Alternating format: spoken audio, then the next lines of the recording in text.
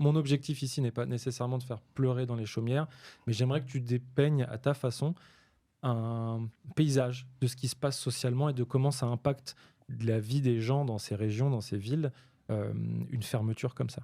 Une fermeture d'usine, en fait, au niveau, de la ville de Grand Couronne, derrière chaque PSE, en fait, il y a de la casse sociale. C'est pas que de la tristesse, c'est pas que des choses douloureuses parce que pour certains, nous, on avait 217 salariés. Pour certains, ça a été, une ouverture sur d'autres choses. C'est de se dire: «Bon, bah, maintenant, voilà, la l'usine va fermer». Je me rappelle d'une assemblée du personnel où on avait dit avec Cyril: «Heu, vous inquiétez pas, nous, on est maintenus, on va faire le boulot, on va sauver l'usine. Donc ceux qui voudront venir reviendront, mais pensez à vous les copains et les copines», parce qu'il y avait des femmes et formez-vous et allez voir autre part et vous reviendrez quand vous voudrez. Mais trouvez un travail parce que c'est essentiel. Ouais. Heu, Ça, c'est bien de le dire, mais c'est plus compliqué à faire. Donc il y a eu de la casse sociale.